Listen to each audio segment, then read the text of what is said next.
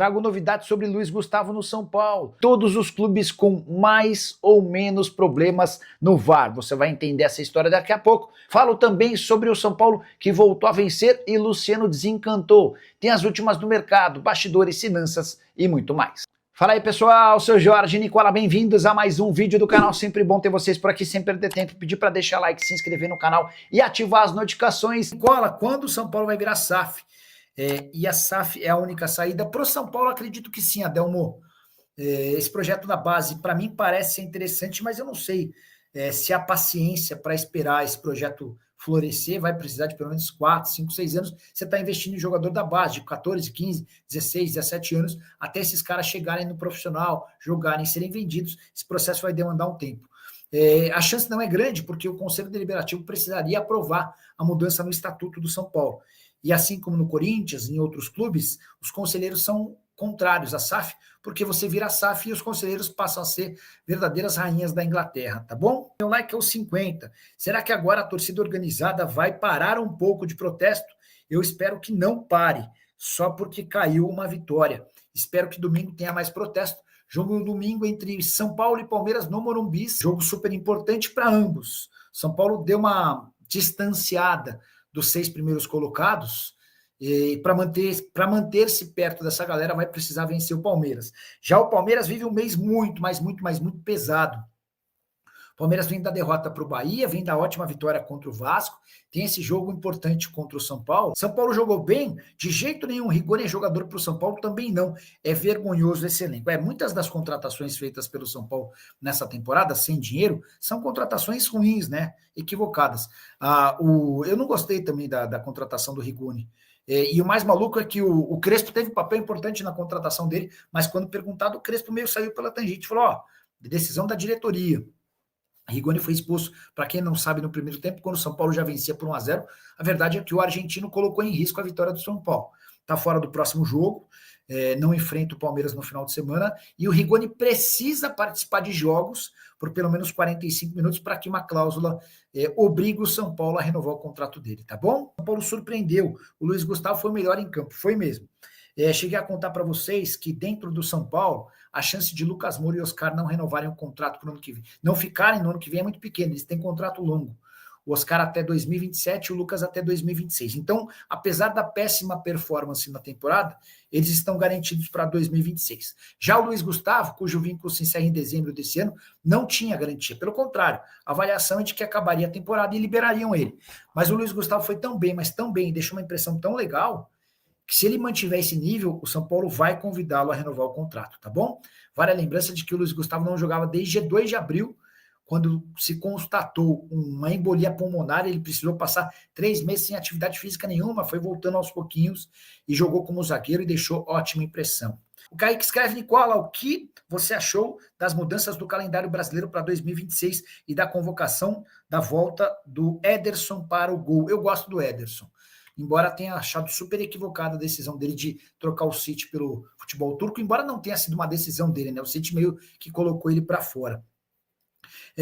Deixa eu falar sobre as mudanças no futebol brasileiro. A CBF anunciou nessa semana mudanças muito grandes, que eram necessárias já há bastante tempo, mas nenhum presidente teve coragem. Difícil você, na condição de presidente da CBF, detonar os estaduais como fez o Samir Chauti, até porque os estaduais são comandados por presidente de federação que tem muito poder na CBF. Então, sinceramente, não sei como o Samir Chauti, que acabou de chegar à CBF, teve moral para contornar todos os desdobramentos negativos junto ao presidente de federação. Achei a medida importante porque a estratégia principal é fazer com que os times da Série A joguem menos, enquanto outros times de divisões menores joguem mais. E essa pirâmide precisava ser invertida mesmo, porque a gente tem no Brasil as equipes da Série A fazendo 75, 76, 78, 80 jogos.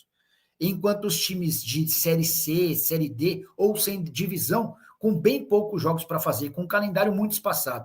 Vou usar o exemplo da Lusa, que disputou nesse ano o Campeonato Paulista, de janeiro a março, depois voltou a jogar na Série D a partir de maio e foi eliminada na metade do ano.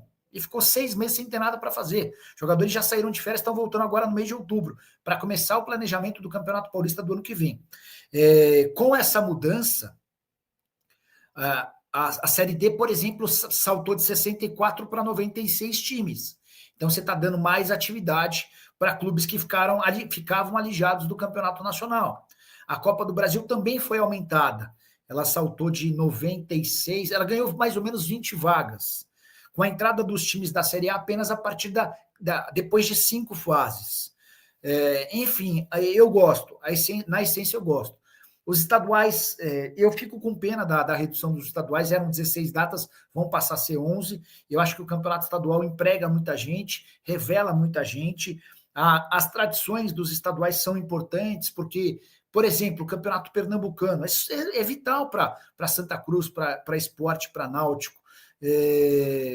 Você reduz dessa maneira, você perde o charme de uma competição que tem seu valor, mas ao mesmo tempo estão sendo criadas outras competições para que o calendário seja mais igual para todo mundo. Em suma, em geral, para não me estender demais, eu gostei, tá bom? Quero falar agora sobre o São Paulo, mais especificamente de Luiz Gustavo, volante que reapareceu no time depois de quase 6 meses e esteve em outra função como zagueiro, deixou a melhor impressão possível para o técnico Hernan Crespo, para os dirigentes e também para torcedores.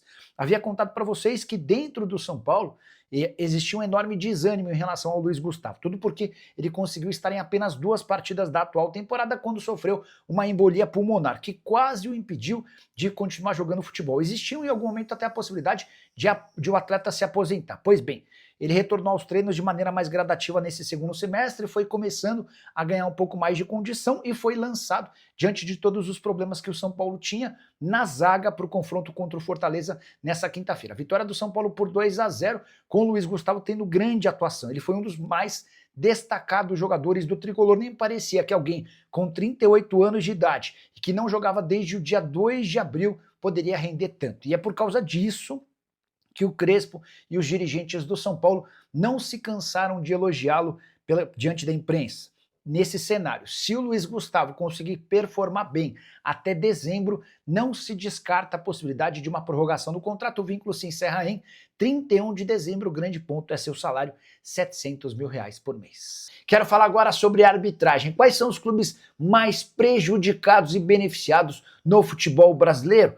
Quero te ajudar a responder essa pergunta quando você estiver conversando com os seus amigos. Primeiro, contar que o Corinthians é o clube com mais decisões desfavoráveis no VAR nesse campeonato nacional. Das 23 consultas feitas em jogos do Corinthians, 15 foram com decisões contrárias ao Timão e apenas 8 a favor. Quero dizer que o VAR rouba contra o Corinthians, mas as decisões têm sido mais contrárias do que favoráveis ao Timão. Nenhum outro time no Campeonato Brasileiro teve tantas decisões desfavoráveis quanto o Corinthians. Já o Vasco é o oposto. Das 10 consultas feitas em jogos do Vasco, 9 decisões do VAR, ou do árbitro a partir do VAR, foram a favor do Cruz Maltino e apenas uma contrária.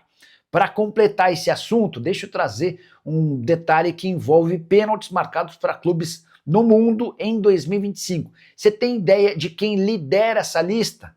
O Internacional é o time de futebol do planeta com mais pênaltis a seu favor em 2025. Foram 23 pênaltis em 49 jogos, uma média de quase um pênalti a cada 2 partidas. O Inter lidera esse ranking com 23, seguido por Al-Ahly e Benfica com 17 pênaltis cada. O União Saint-Gilloise da Bélgica e o Bayern de Munique tem 16 pênaltis cada, e depois aparece já um outro clube brasileiro, o Palmeiras, ao lado de Sporting de Portugal e Real Madrid, 14 pênaltis para cada. Você tem ficado de que maneira em relação à arbitragem? Está satisfeito com as arbitragens nos jogos do seu time? Está revoltado? Já usa o espaço para comentário para dizer o seu time do coração e como é que você avalia os árbitros de futebol no Brasil, beleza? Quero falar agora sobre o São Paulo, que voltou a vencer. Eram 4 derrotas seguidas, 1 gol marcado nos últimos 6 jogos, eliminação para a LDU e muita crise. Até que na noite dessa quinta-feira o tricolor venceu Fortaleza por 2-0, jogando no Castelão. Resultado que permitiu ao São Paulo dias um pouco mais calmos até o confronto do próximo domingo, 5 de outubro, contra o Palmeiras no Morumbis. Luciano foi o autor de um dos gols da vitória do São Paulo, tricolor que havia aberto o placar com Tapia. Luciano não fazia gols há 13 partidas. E nesse período, somente uma participação em gol com assistência no jogo contra o Fluminense. Dá para dizer que o Luciano foi o grande culpado da eliminação do São Paulo contra a LDU por conta de pelo menos 5 gols claros perdidos entre a partida de ida em Quito e a partida de volta no Morumbis. Quero registrar ainda que o São Paulo venceu o Fortaleza no Castelão, mesmo tendo um jogador a menos desde o primeiro tempo, quando o Rigoni foi expulso. Excelente partida de Luiz Gustavo, que não jogava há meses por conta de uma embolia pulmonar. O Luiz Gustavo foi escalado como zagueiro e deixou excelente impressão. Para completar, registrar mais um tabu quebrado por Hernan Crespo desde que voltou ao São Paulo. O tricolor não vencia o Fortaleza há 11 jogos, desde 2020. E aí, só para completar, registrar também que os outros tabus recentemente quebrados por Hernan Crespo têm a ver com vitórias contra Atlético Mineiro e Botafogo, de quem o São Paulo não ganhava também há muito tempo. Para completar, com a vitória, o São Paulo é o 7º colocado, 38 pontos conquistados. O Bahia tem 40, o Mirassol e o Botafogo 43. O problema do São Paulo é que o tricolor tem um jogo a mais do que o Bahia e do que o Mirassol, e o mesmo número de partidas do que o Botafogo.